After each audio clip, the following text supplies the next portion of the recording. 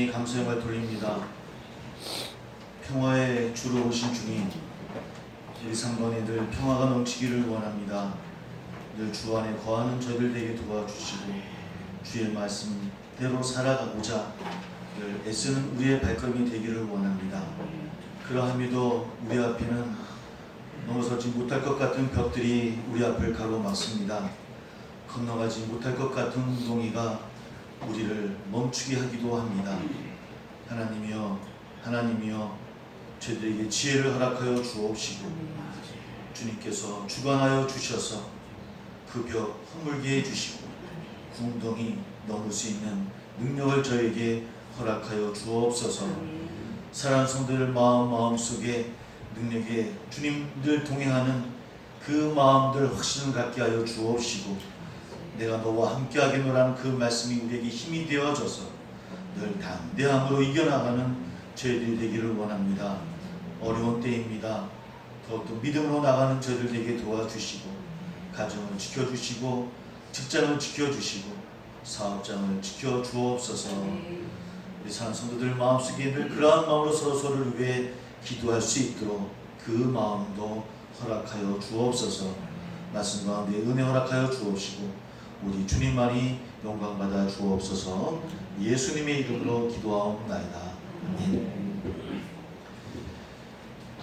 우리 함께 인사 나누겠습니다. 우리 하나님이 당신을 사랑하십니다 라고 인사 나눕니다.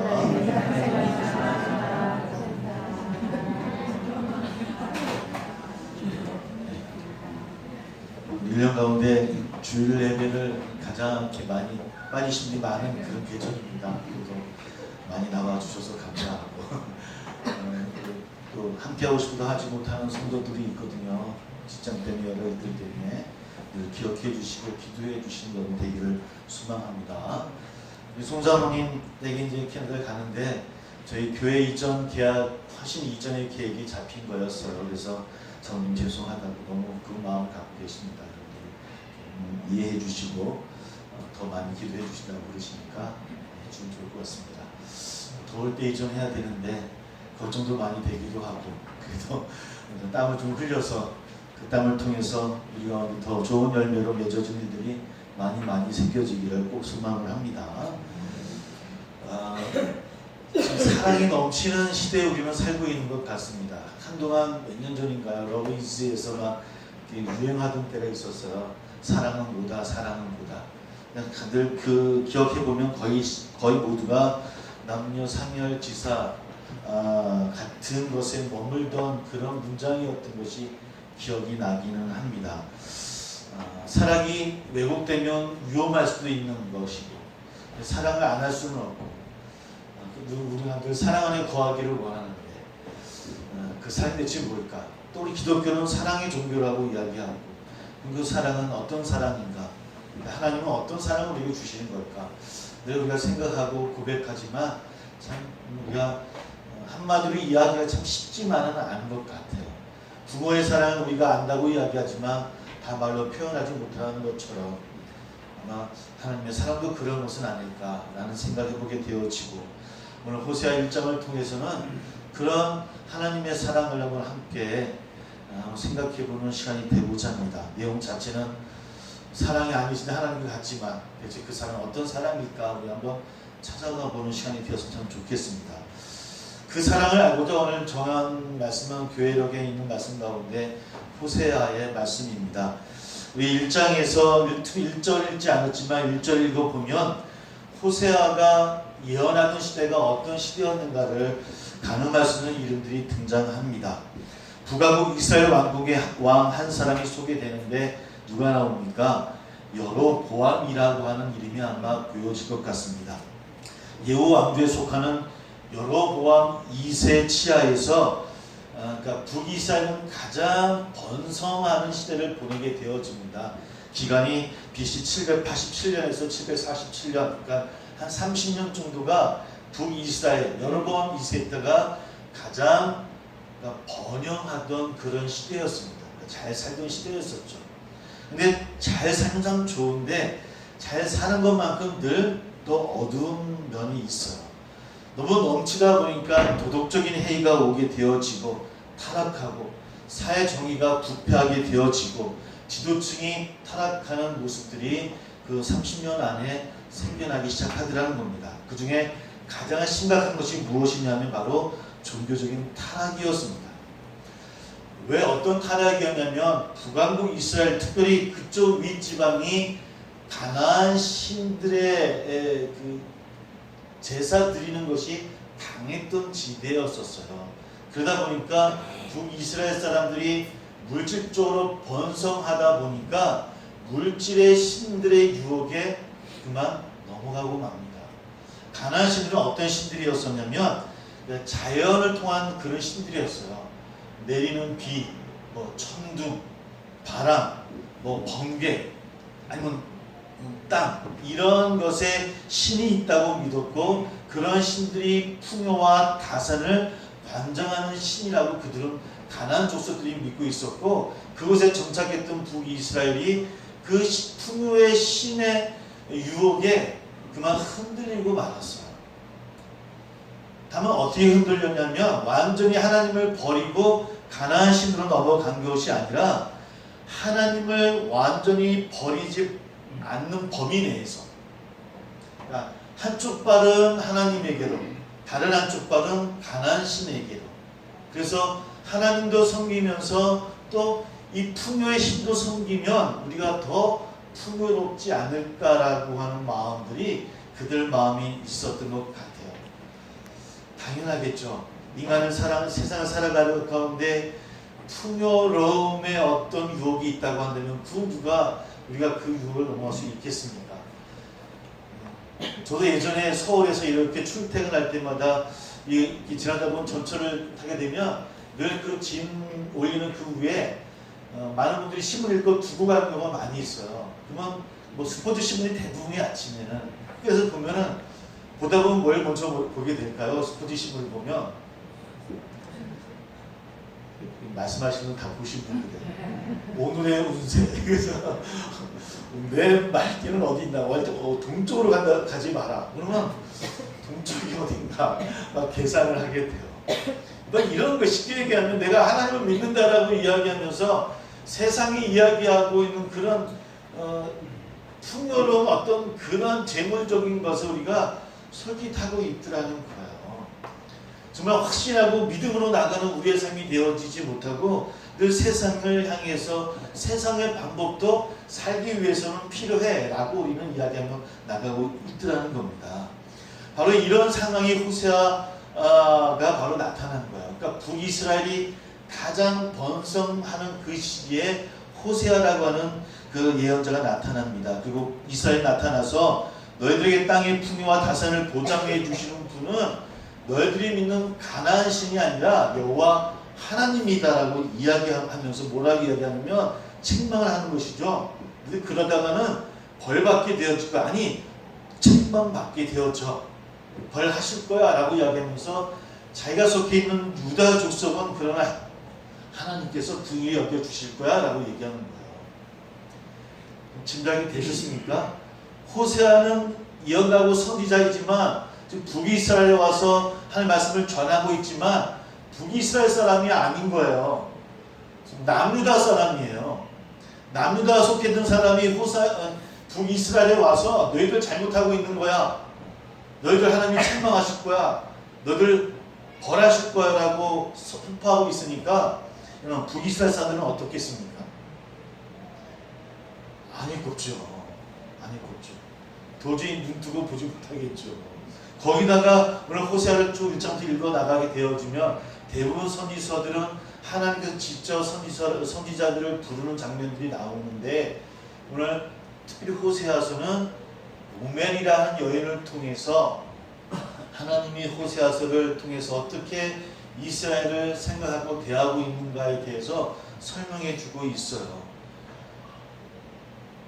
쉽게 보면 우리 민족도 아닌 사람이, 다른 민족인 사람이 우리에게 와서 책망하듯이 이야기하는데, 그리고 우리를 망하고 자기들은 긍휼히 여김을 받을 거라고 이야기하면서, 그것뿐만 아니라 그들이 어쩌면 손가락질 당하는 고멜이라는 여인과 결혼하는 모습으로 호세아의 모습을 보여주고 있으니까 북이스라엘은 도저히 그 말씀을 받아들이기 쉽지는 않았을 거예요.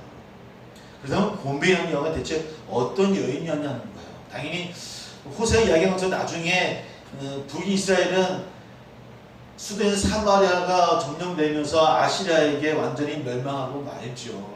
그러니까 오늘 호세아의 선포는 이루어지긴 지지만 대체 왜 하나님은 호세아의 모습을 통해서, 이 가정의 모습을 통해서 어떤 것을 말씀해 주시려고 하는 것일까?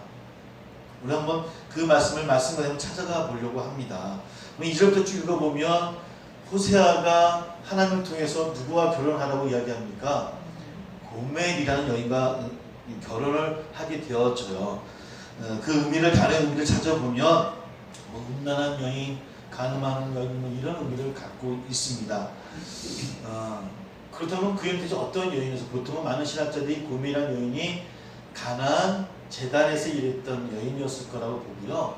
보통 그 금동적인 풍요의 신들을 섬길 때는 늘 성적인 타락이 함께 합니다. 그러니까 그들이 신께 다가가기 위해서는 여인을 통해서 다가갈 수 있다고 믿었던 거예요. 그래서 이 고멜 여인은 바로 그 제단, 가나안 신 제단에서 그러한 일들을 행했던 여인이었던 것 같아요. 그러니까 우리가 흔히 알고 있는 몸을 파는 그런 여인이 아니라 신전에서 사람을 상대했던, 남자를 상대했던 그런 여인이었어요. 여튼 그래도 받아들이기 쉽지 않은 여인이었겠죠. 선지자라고 하는 사람이 고멜과 결혼을 하고 자녀를 낳는데 성경은 어떻게 합니까? 그 자녀를 통해서 하나님은 좋은 말씀을 하시지 않죠. 저주의 자녀들이 될 것이라고 하는 것을 말씀하고 있더라는 겁니다. 그런 것을 통해서 북이스라엘 민족들이 그 호세 이야기가 더 강하게 받아들이지 못하는 거예요.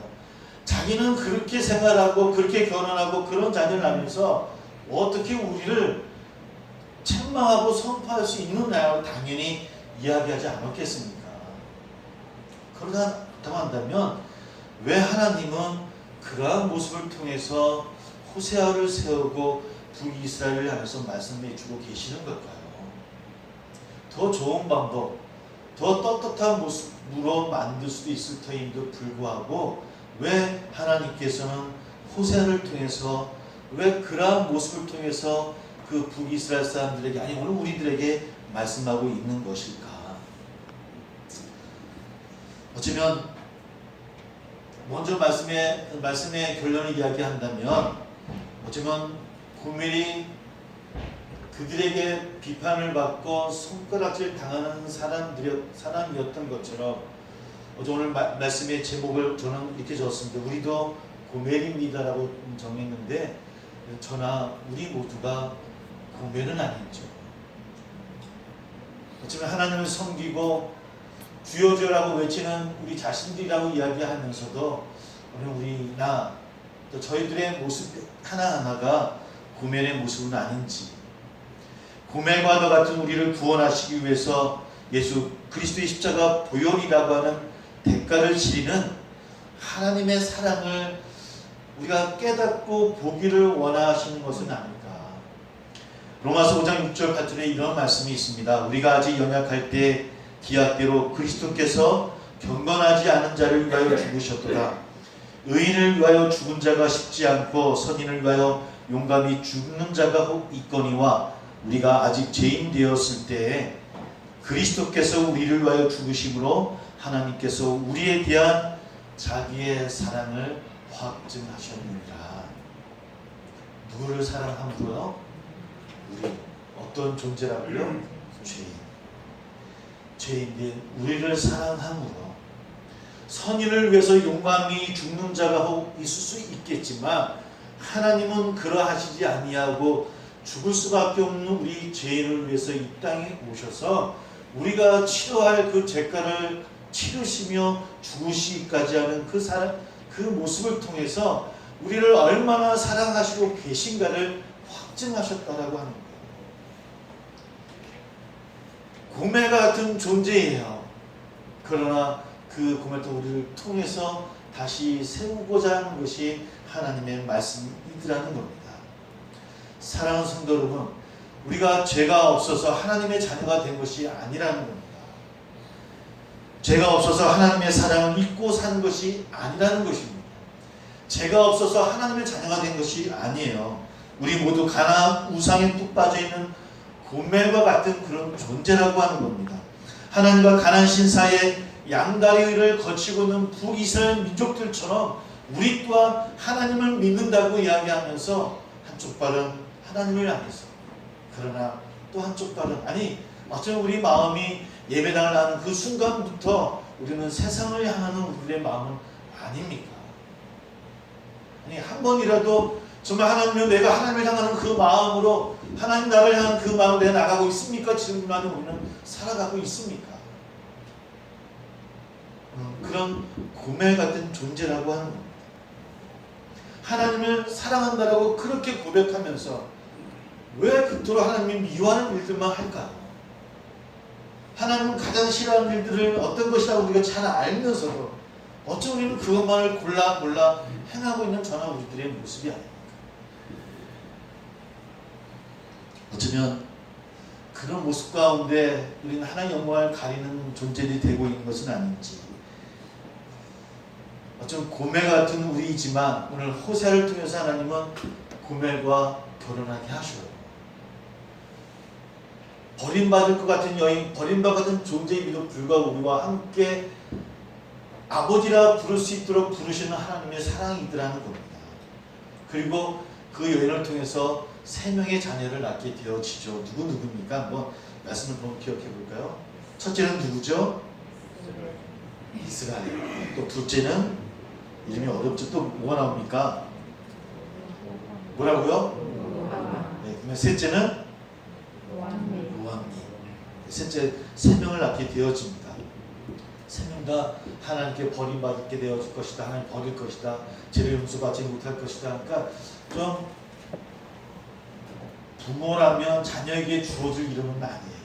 그렇죠? 그러니까 아마 이 말씀 때 우리에게 어떤 말씀을 주시고자 하는 의미도 있는 것 같아요. 근데 이 히브리어에서 로라는 단어는 부정부사예요. 그러니까 무엇이 아니다라는 뜻을 갖고 있어요. 그 로를 빼면 어떻게 될까요? 뭐가 됩니까? 루아마 암미. 루아마는 어떤 뜻일까요? 하나님께 궁의를 여김을 받지 못하는 여인이라는 뜻을 갖고 있거든요. 로암미는 나의 백성이 아니다 라는 뜻이에요. 그럼 로자를 빼면 어떻게 되는 겁니까? 궁의를 여기는 여인. 또 암미는 나의 백성이라는 뜻을 갖고 있어요. 저나 우리 모두가 로루하마가 아니라 로암미가 아니라 루아마와 암미가 되는 저나 우리 모두가 되기를 주의 이름으로 소망합니다. 자녀들의 이름과 관련한 이야기 끝에 아주 중요한 구절이 나옵니다. 9절입니다. 우리 다시 한번 말씀 읽어볼게요. 9절을 같이 시작. 여호와께서 이르시되 그의 이름을 로암미라 하라. 그 이름이 내 백성이 아니요 나는 내 하나님이 되지 아니할 것입니다. 이 말씀 출애굽기 3장 14절에 모세가 하나님을 물었을 때 하나님 들려주셨던 그 말씀 가운데서 우리가 상상을 더 많이 할 수 있는 그런 말씀이에요. 한번 제가 읽어볼게요. 하나님이 모세에게 이르시되 나는 스스로 있는 자이니라. 또 이르시되 너는 이스라엘 자손에게 이같이 이르기를 스스로 있는 자가 나를 너희에게 보내셨다 하라 라는 말씀이 출애굽기 3장 14절의 말씀이에요. 내가 스스로 있는 자다라고 모세에게 이야기하죠. 그러니까 나는 스스로 있는 자이니라 해서 하나님의 이름은요 있다, 존재하다 라고 하는 동사와 관련이 있다라고 이야기를 합니다. 그러니까 하나님은 있는 분이시고 존재하는 분이세요. 우리가 계셔주세요 라고 해서 계시는 분이 아니라 이미 있으신 분이세요. 이미 존재하고 계신 분이에요. 근데 있다라고 하고 존재하다라고 하는 것은 우리의 입장에서 어떨 때 그것이 인정되어지는 단어들이 동사들입니까? 관계되어질 때. 제가 쉽게 해서 우리 아내가 있다 없다 할 때는 둘 관계가 어떤 관계 때 성립이 되는 겁니까? 부부의 관계가 될 때. 내 아내가 있어 내 아내가 없어 할 때는 부부 관계가 있을 때 제가 부를 수 있는 것처럼 하나님께서 하나님에게 속해 있다 하나님의 존재한다는 의미들은 하나님과 우리가 어떤 관계에 있냐라고 하는 그 관계에서 확증되어지는 그런 말씀들이라고 하는 거예요. 근데 지금 이스라엘들은 북이스라엘, 특히 북이스라엘은 하나님의 현존을 부정하고 있는 거예요. 하나님이 계심에도 불구하고 하나님의 백성임에도 불구하고 하나님이 없는 것처럼 행하고 있더라는 거예요. 난 제 아들이 아버지는 내가 없는 것처럼 행하면 제가 어떻게 할까요? 내 족보에서 당장 뺄 거다. 나가라 그러잖아요. 자녀면 아버지가 있는 듯이 행해야 되잖아요. 아버지가 있는 것을 의식해야 되는 거 아니겠습니까? 다행히 지금까지는 그러고 있어서 쫓겨나진 않고 있어요. 우리도 마찬가지예요. 하나님과의 관계에 있어서 우리 하나님의 자녀이고 하는 나의 아버지시라고 한다면 하나님께서 계시듯이 우리가 생활해야 돼요. 그것이 그리스도인이고 하나님의 백성이에요. 근데 우리가 북이스라엘처럼 하나님이 안 계시듯이 우리는 행하고 있더라는 겁니다. 하나님을 사랑한다고 이야기하면서 정작은 그 사랑을 우리가 행하고 있지 아니하여 말로만 행하고 있습니다. 그리고 고멜처럼 다른 사람의 품에 있게 되어지는 거예요. 물론 그걸 얘기하고 있는 거예요. 고멜을 통해서 우리를 이야기하고 있는 거예요. 하나님의 백성이고 하나님의 자녀임에도 불구하고 다른 곳에 있어요. 우리는 세상의 품에 있고요. 세상의 법 가운데 있고 세상의 욕심 가운데 있더라는 겁니다. 사랑하는 세상의 성도 여러분요. 우리 모두가 고멜 아닙니까? 우리 모두가 북이스라엘 아닙니까? 필요할 때는 하나님을 찾았지만 정말 하나님이 없는 듯이 살아왔던 저나 우리들은 아니었습니다.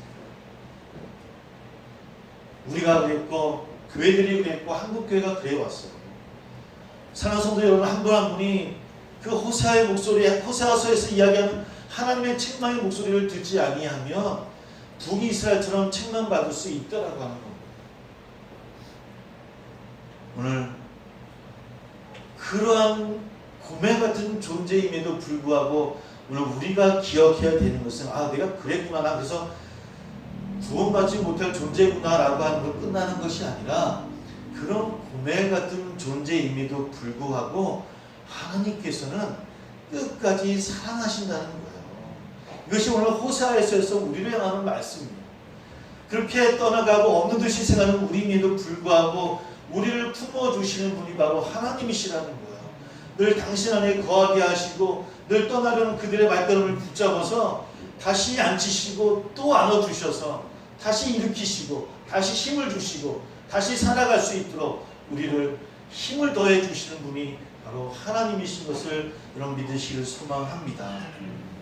그 하나님을 믿어야 우리의 삶이 달라져요.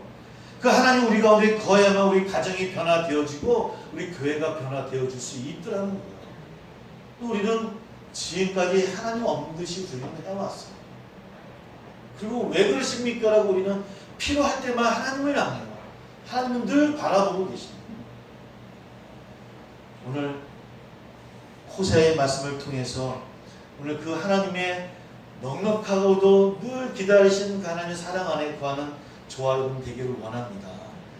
얼마나 다행입니까? 그러함에도 하나님 지금도 팔을 버리시고 우리를 기다리고 계시더라는 거예요. 그 품 안으로 달려가기만 하면 신발도 벗어던지시고 달려오시는 하나님이시라고 하는 겁니다. 그 품 안에서 놀라운 하나님의 기쁨과 복을 누리시는 우리 사랑하는 성도들이 다 되시기를 주님의 이름으로 축복하며 소망합니다. 네, 기도하겠습니다.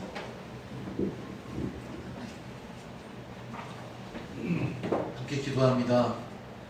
우리는 죄인임에도 우리는 구원의 길에 들어섰습니다. 하나님의 자녀가 되었습니다.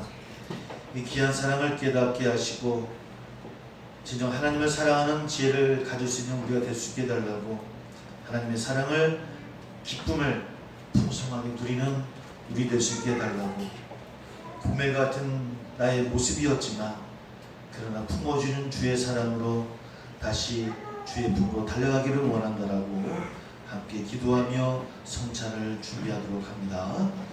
아버지 하나님,